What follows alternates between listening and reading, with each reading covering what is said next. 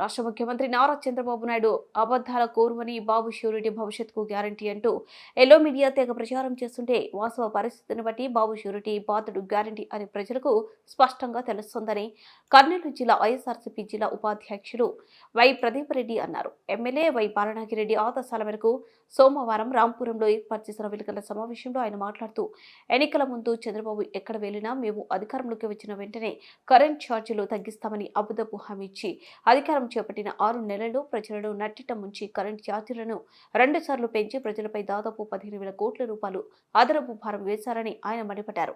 అలాగే సూపర్ 6 అంటూ తల్లికి వందనం అంటూ నీకు 10,000 నీకు 15,000 అంటూ ప్రజలను బురడి కొట్టించిన ఘనుడు చంద్రబాబు అని బెల్ట్ షాపులపై బెల్ట్ తీస్తామంటూనే రాష్ట్రంలో తమ కార్యకర్తల కోసం ఊరూరా బెల్ట్ షాపులు తెరిపించి మద్యం ఏరులై పారుతున్న విషయం ఎల్లో మీడియా తెలియదా అని ఎద్దేవా చేశారు.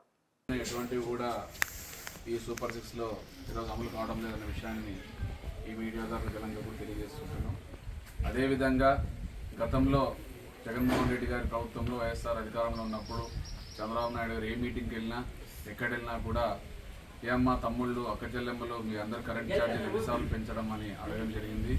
నేను అధికారంలోకి వచ్చిన వెంటనే గతంలో పెంచిన ఛార్జీలను అన్నీ కూడా విద్యుత్ ఛార్జీలను అన్నీ కూడా నేను తగ్గిస్తాను అని ఊరు ఆయన ప్రతి చోట ఎక్కడైతే మీటింగ్లో ప్రతి చోట కూడా చెప్పడం జరిగింది. కానీ అధికారంలోకి వచ్చిన వెంటనే ఆయన తన ఆనవాయితీగా చెప్పిన హామీలను మాట తిప్పడము, అదేవిధంగా చెప్పిన మాటను నిలకపోవడం ఆయనకి అప్పటి నుంచి వచ్చిన అలవాటు. కాబట్టి అందులో భాగంగా ఈరోజు అధికారంలోకి వచ్చిన 2 సార్లు కూడా మన కరెంట్ ఎలక్ట్రిక్ బిల్ సంబంధించి 2 సార్లు కూడా ట్రూ యాప్ ఛార్జీలు పెంచడం జరిగింది. మొన్న ఆగస్టులో ఒకసారి దాదాపు ఒక యూనిట్ మీద 92 పైసలు పెంచడం జరిగింది. మళ్ళా ఇప్పుడు కూడా దాదాపు ₹27 టోటల్ మీద మన రాష్ట్రం అంతటికి కూడా ఎవరైతే విద్యుత్ ఛార్జీలు చెల్లిస్తున్నారో వాళ్ళందరికీ కూడా దాదాపు రాష్ట్ర ప్రజలందరూ 15,000 కోట్ల రూపాయలను ఈరోజు భారంగా వాళ్ళ మీద వేయడం జరిగింది. ఇదే కాకుండా తల్లికి వందనం అని చెప్పాడు, తల్లికి సున్నం పెట్టాడు. అదేవిధంగా అందరికీ ప్రతి 18 సంవత్సరాలు ప్రతి మహిళకు కూడా 1,500 రూపాయలు ఇస్తామని చెప్పడం జరిగింది. దానికి కూడా ఈరోజు ఎటువంటి స్పందన లేదు.